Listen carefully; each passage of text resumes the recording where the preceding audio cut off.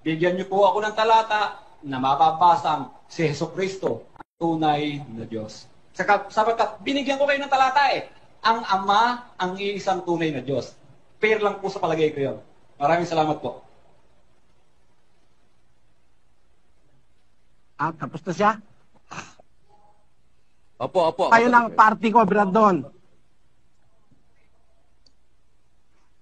Brandon, ano kayo ng party ko? I-cross-examine po siya, kapatid ni Eli, doon sa kanyang mga ipinaliwanag.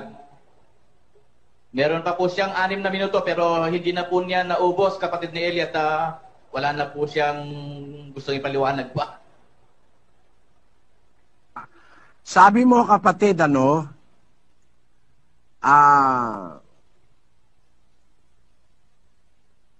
gumamit ka uli ng bagong salin. Sabi mo, ay, ng dating salin. Balik tayo sa dating salin. Para ka palang palaka eh. Pagka for your convenience, iiwan mo yung pinuntahan mo. Hindi ako ganon. Alam mo, pagka may prinsipyo ka, pag ginamit mo yung salin na yon, ay dapat, huwag mong itatakbil, huwag mong iiwanan. Ginamit mo eh. Masama sa Biblia yan. 14:22 ng Roma. Pakinggan. Ang pananampalataya mo na nasa iyo ay ingatan mo sa iyong sarili sa harap ng Diyos.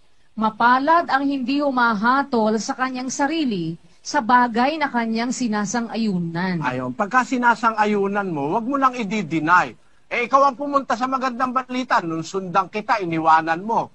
Hindi mo kasi matututulan yung sinasabi sa magandang balita na yung buhay na walang hanggan na sinasabi ng mga apostol, lalo na si San Juan, yun ang nahipo nila, nakita nila, nahipo nila, namasdan nila, nahipo ng kamay. Hindi mo naman pwede sabihin yan yung Ama.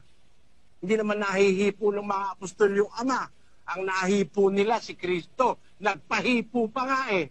O basahin natin uli yung uno-uno ng magandang balita, kapatid na Daniel. Sumusulat kami sa inyo tungkol sa Kanya. Nasa simula pa'y Siya na. Ang salita na nagbibigay buhay. Narinig namin Siya at nakita.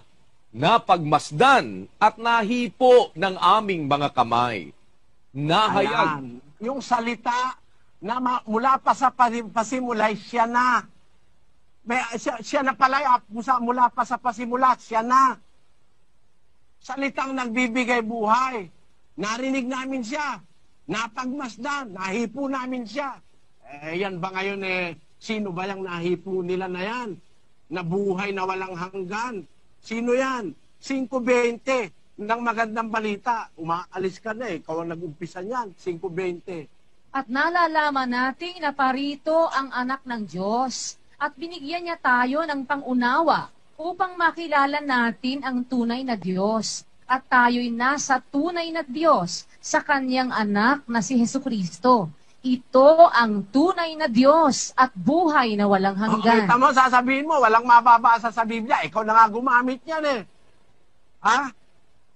At tayo nasa tunay na Diyos sa kanyang anak na si Jesucristo. Sino yung tunay na Diyos? Si Jesucristo na tinutukoy ni Juan. Ito ang tunay na Diyos at buhay na walang hanggan. Sino yung buhay na walang hanggan? Na tunay na Diyos. Nakita namin Siya, nahipo namin Siya ng kamay. Hindi naman yun yung Ama eh. Kaya nga napakaliwanag, naparito. Dito, ang tinutukoy ni Juan, yung pumunta rito, tunay na Diyos yun. Ipapakilala niya yung tunay na Diyos din. Ngayon, ang sayo, ang problema mo, pagka ganyan ka, magiging dalawa na ang tunay na Diyos. Kasi sabi mo tunay na Diyos Ama, tunay na Diyos si Kristo. May problema ba yon? Basahin na natin ang magandang balita pa rin. 10:30, basa sa Juan, kapatid na Daniel. Ako at ang Ama ay iisa. Di naman pala naging dalawa eh. Ako at ang Ama ay iisa. Ano na problema mo, kapatid? Ako ay tunay na Diyos. Ang Ama ay tunay na Diyos. Pareho kaming tunay na Diyos iisa lang. Bakit? Nag-umpisa naman kami parehong magkasama Nasa sinapupo ng Ama ang anak. Tunay yung Diyos na kinaroroonan niya. May ano siya? tao. Napakamali naman pangangatwiran. Wala na sa logic, wala pa sa sensibleness, wala pa sa Biblia. Ang tunay na Diyos, nahipo ng ang buhay na walang hanggan, nahipo namin, sabi ng mga apostol, nahipo ng aming kamay, nakita namin siya, pinangaral namin siya, buhay na walang hanggan siya. Sino yon? Ito ang tunay na Diyos, ang buhay na walang hanggan. Sino yon? Yung naparito, ang anak. Kaya, bakit tunay na Diyos sa pakilala ni Juan? Kasi maraming dinatnan si Kristo sa lupa, buhay na walang hanggan. Ayun yun. Diba? Ngayon, susundan kita, kapatid, doon sa sinabi mo na, teka ha, ang sabi niya kanina, wala raw mababasa si Kristo, tunay na Diyos.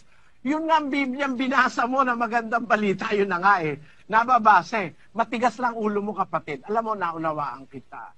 Napadilim na kasi isip mo dahil ang puno mo nasa kadiliman. Kaya didilim na rin ang isip mo. Yan ang tiyak na tiyak dyan.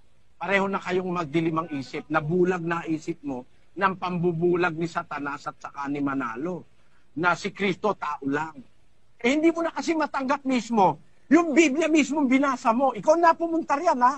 Tapos sabi mo, babalik ka tayo sa dating salin. O de, susundan naman kita uli. Mahirap tong ginagawa mo sa akin para kang palakang palundag-lundag susundan naman kita. Sabi mo, balik daw tayo sa dating salin. Lilitaw daw sa dating salin, may mababasa ka ba ikaw si Kristo tunay na Diyos? Si Yesu Kristo tunay na Diyos. Wala kayo ka mababasa si Yesu Kristo tunay na Diyos. Di basahin natin sa dating salin. 5:20 ng unang Juan. At nalalaman natin na naparito ang anak ng Diyos at tayo'y binigyan ng pagkaunawa upang ating makilala siya na totoo at tayo'y nasa kanya na totoo. Sa makatwid ay sa kanyang anak na si Jesucristo. Sino ba yung totoo? Sino ba yung sa makatwid Si Kristo yung totoo? Upang makilala natin siya na totoo. Tayo nasa kanya na totoo. Sa makatwid. Kailan ba ginagamit yung salitang sa makatwid? Therefore, sa makatwid, ang totoo, yung kanyang anak na si Jesucristo, ito ang tunay na Diyos at ang buhay na walang hanggan, mga anak ko. Mag-ingat kayo sa mga Diyos-Diyusan. Yun ang nakasulat sa talata Bakit sinabing tunay na Diyos? Kasi yun na parito, tunay na Diyos, in comparison sa mga dinatnan sa lupa na mga Diyos-Diyusan. Kunin mo lang yung unawa, kapatid. Yung naparito, tunay na Diyos. Bakit tunay na Diyos? Tingnan mo papakita ko sa'yo. Nagkatawan tao yun Yung nagkatawan tao ba? Tao? Basahin nga natin ang unang Timoteo 3:16. Pakinggan mo Sa lahat ng salin mo basahin.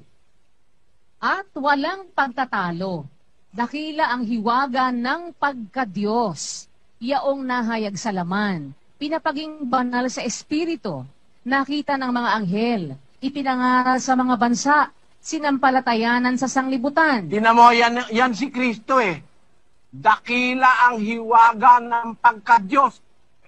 Pagkatao ba sinasabi dyan? Pagkadiyos May dakilang hiwaga ang kanyang pagkadiyos. Yaong nahayag sa laman. Di yung kanyang pagkadiyos nahayag sa laman. Nagkatawan tao nga kasi siya. Tapos, pinapaging banal sa espiritu, nakita ng mga anghel, pinangaral sa bansa, sinampalatayanan sa sanlibutan, tinanggap sa itaas sa kaluwalhatian. Di ba si Kristo yan? Dakila ang hiwaga ng pagkadiyos. Hindi lang basta tunay na Diyos. Dakila pa ang hiwaga ng pagkadiyos ni Kristo. Ano sasabihin mo walang mababasa? Dakila ang hiwaga ng pagkadiyos. Siya yung tunay na Diyos na nakarating dito sa lupa at buhay na wala hanggan. Patunayan natin. Balik tayo sa dating salin. Unang Juan 1:1 hanggang 4, kapatid na Daniel. Yaong buhat sa pasimula, yaong aming narinig, yaong nakita ng aming mga mata, yaong aming namasdan at nahipo ng aming mga kamay tungkol sa salita ng buhay. At ang buhay ay nahayag, at aming nakita at pinatotohanan at sa inyo'y aming ibinabalita ang buhay na walang hanggan na kasama ng Ama at sa atin ay nahayag. Yaong Alam mo, ang buhay na walang hanggan na kasama ng Ama.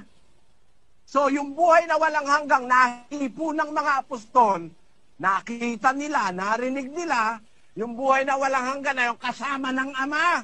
Tama? Sino yon? 5:20. at nalalaman natin na naparito ang anak ng Diyos at tayo'y binigyan ng pagkaunawa upang ating makilala siya na totoo at tayo'y nasa Kanya na totoo. Sa makatwid ay sa Kanyang anak na si Hesukristo. Ito ang tunay na Diyos at ang buhay na walang hanggan. Ngayon, ang tunay na Diyos at buhay na walang hanggan, si Kristo. Kasama ng Ama, iba yung Ama. Iba yung Ama, tunay na Diyos yun eh. Pero yung kasama niya, hindi naman Diyos-Diyusan. Yung kasama niya, buhay na walang hanggan at tunay na Diyos. Tunay na Diyos na paano? Nung dumating sa lupa, ay pinakilalang tunay na Diyos dahil maraming Diyos-Diyusan. Ang liwa-liwanag, kapatid eh. Itong salita ng buhay na ito, itong buhay na walang hanggan, nahipo ng aming kamay. Binabalita namin sa inyo, yung buhay na walang hanggan na kasama ng Ama. Eh, sino yung buhay na walang hanggan kasama ng Ama? Yung tunay na Diyos at buhay na walang hanggan, yung anak. Sasabihin mo, walang mababasang tunay na Diyos yung anak. Ayaw mo lang basahin.